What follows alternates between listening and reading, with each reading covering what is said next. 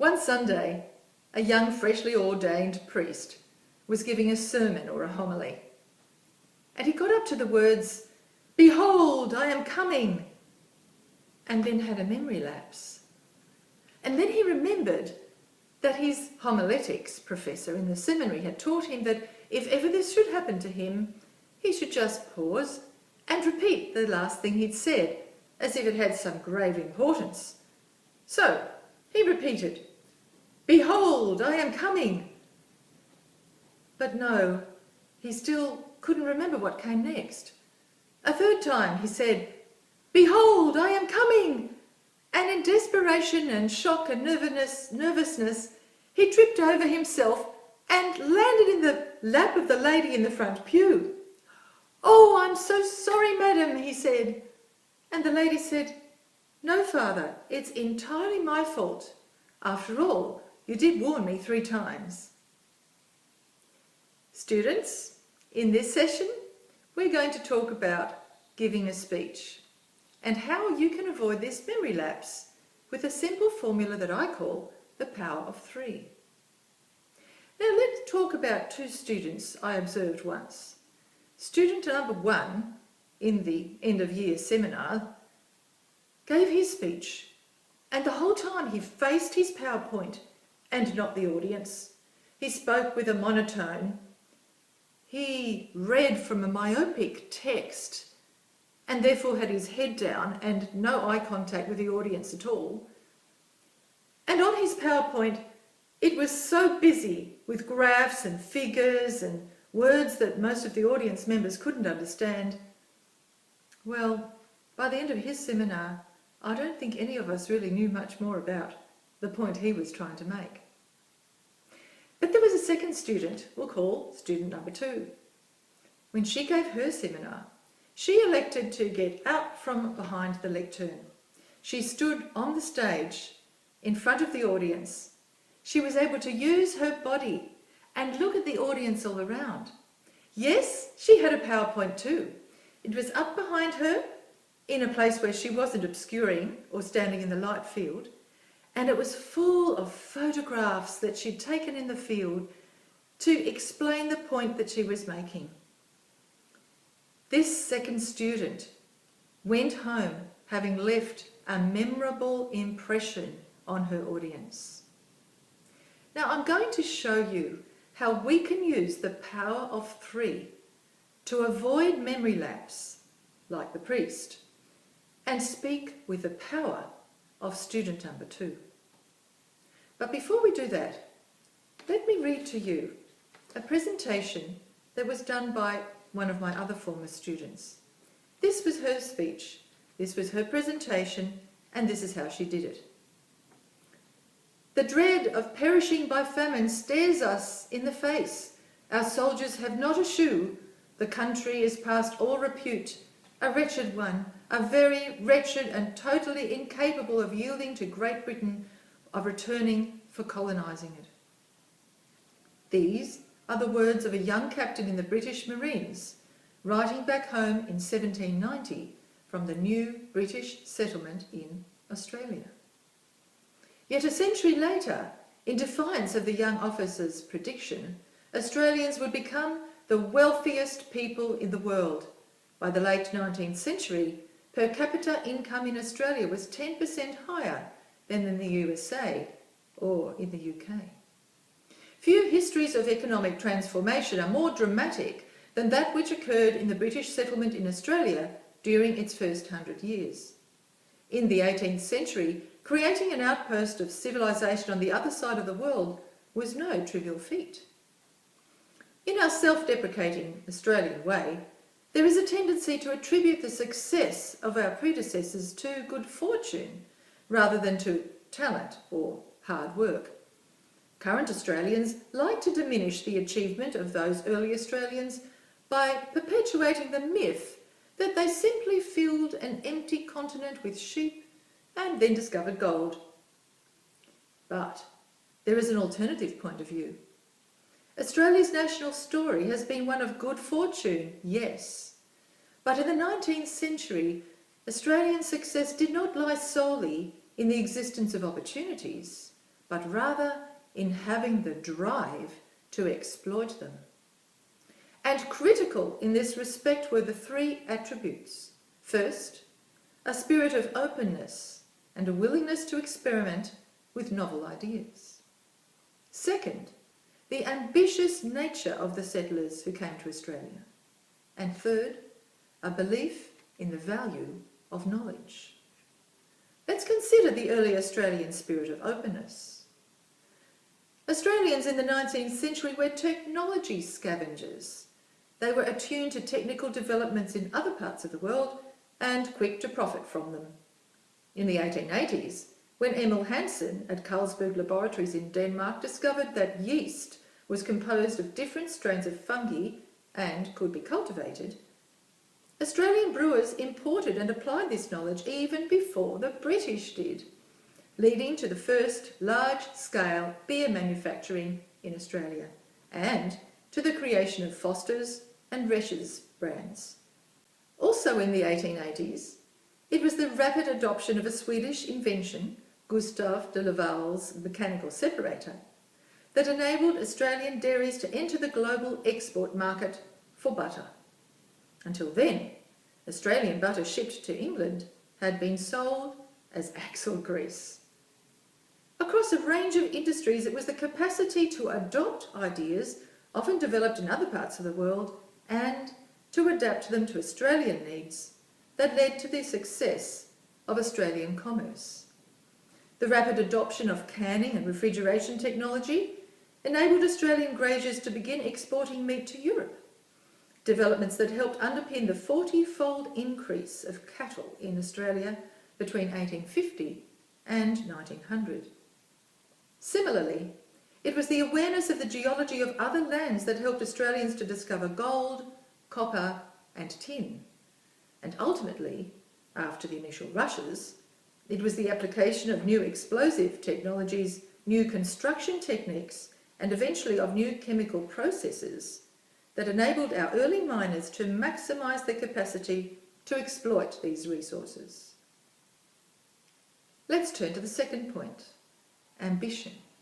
Technological ambition, specifically, was a second key attribute that helped to define the remarkable trajectory of the Australian colonies in the 19th century. Then, Australians learned not just to copy foreign ideas and to adapt them to local conditions, they proved also that they could do things on a continental scale.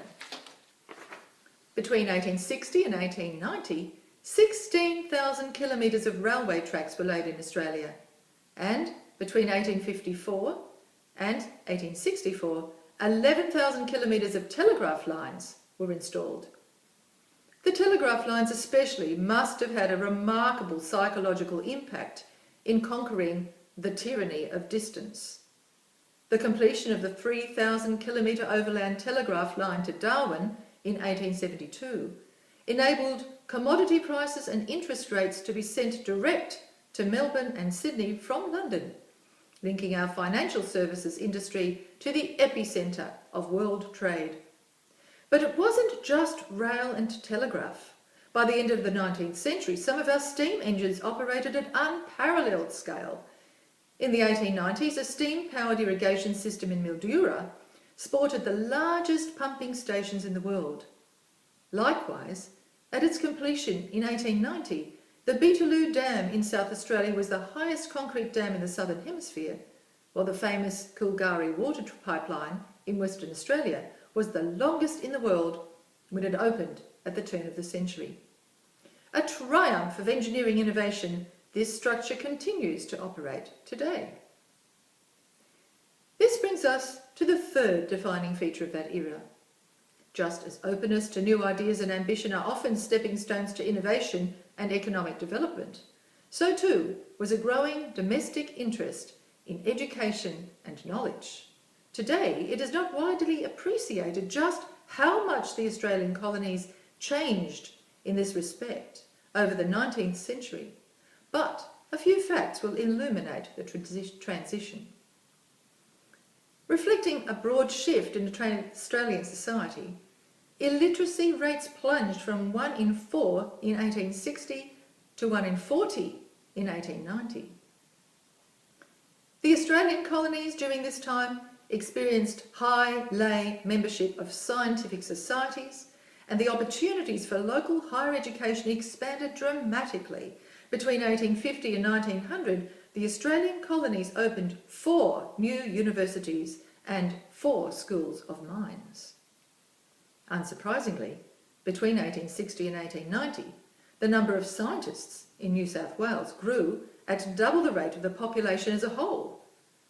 To give the example of a single firm, CSR employed just 1 chemist in 1879, but the number had grown to more than 50 by 1900.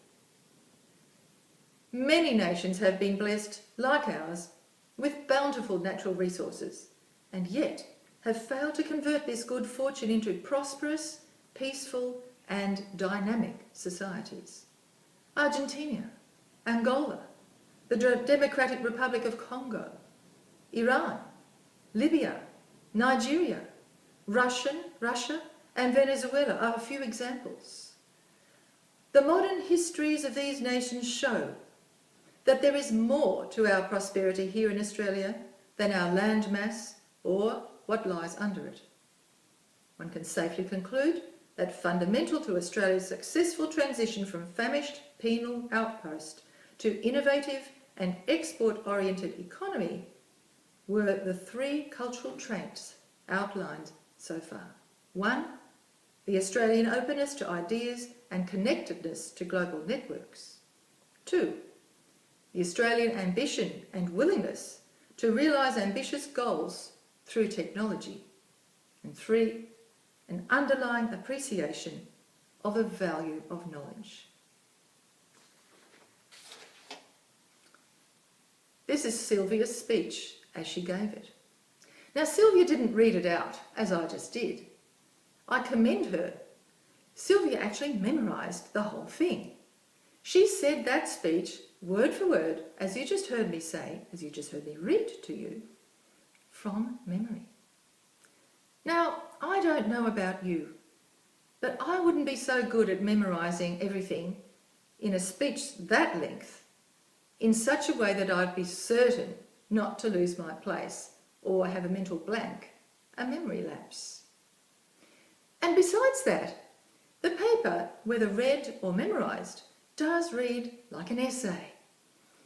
Now, do you intend to read out like a conference paper, as many people at conferences will do? Or will this message of yours be a spoken word? The challenge is to reduce it to 1 page of notes to keep you on track, and then to speak conversationally about each point, as if a friend had casually asked you what you're going to speak about at your next seminar. Of course, we have to begin by identifying your target audience. Now, I'm not going to spend time on that because we've already talked about that in a previous video. We'll go straight into building the speech. Now, let's take Sylvia's speech as an example. Once you know who your target audience is, the next thing you need to do is decide what the purpose of your speech will be. Are you aiming to inform your audience or persuade them, or are you entertaining them or inspiring your audience? You need to know clearly in your mind which of these 4 purposes will be the purpose of your speech. Now, once you've decided the purpose of your speech, you need to put that in a sentence. For example, my speech, the purpose of my speech is to persuade the audience, to persuade my target audience. And in this case, we'll choose the target audience as a group of educated general audience members. Once we know that much, we have to think, what are we going to persuade them? With the thought that what? Now, the what needs to contain a verb. The aim of my speech is to persuade a general educated audience with the thought that, and in Sylvia's speech, Australian success did not lie solely in the existence of opportunities, but rather in having the drive to exploit them. That's the main point of Sylvia's speech. Now, once you have identified your target audience and identified the main purpose of your speech with the verb and the whole sentence, the purpose sentence, keep that purpose sentence always in mind, reducing it to perhaps, in this case, Australians succeeded through the drive to exploit opportunities. We're going to think about that all the time. And thinking of that sentence, we then select 3 main points. And this is why this is the power of 3, because everybody can remember 3 main points. With your purpose sentence in mind, develop the body of the speech. Ask what, when, how, why, where, when. These sorts of questions to build your 3 main points. For example, we might select how. How did Australians succeed through the drive to exploit opportunities? From Sylvia's speech, she has 3 points that answer how. Firstly, she says, through a spirit of openness and willingness to experiment with novel ideas. Her second how is the ambitious nature of the settlers who came to Australia, and her third how was a belief in the value of knowledge. Now, from her speech, these 3 points are quite clear. She certainly wrote a very good essay. But what we're trying to do is turn your essay, your written assignment, into a speech that really works for your audience. Once we've developed the 3 main points with the purpose sentence in mind, we are ready to get on to developing the body of the speech. And this is what we do. We take each of those 3 points and for each of them come up with 2 or 3 subpoints. Again, it's easy to remember, 2 or 3 subpoints for each of those 3 points that we are going to remember. And for each of those subpoints, we select it and then we explain it in 2 to 4 sentences and then give an example. Now, when you give an example of things, use stories, anecdotes, statistics, whatever is relevant for the topic that you are on about. So, for example, again, if we take Sylvia's presentation, the first point she had, remember, was the spirit of openness and a willingness to experiment with novel ideas. She then goes on to explain that 19th century Australians were technology scavengers. And isn't that a great term? Technology scavengers. Use terms like this, fresh ideas, fresh language, in the way that you approach writing your speech. And then she gives examples.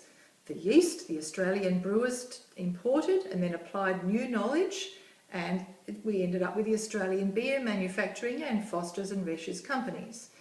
And then secondly, she talks about de Laval's mechanical separator and the way that it was linked to Australian butter and making it better so that they no longer sold it to England for axle grease.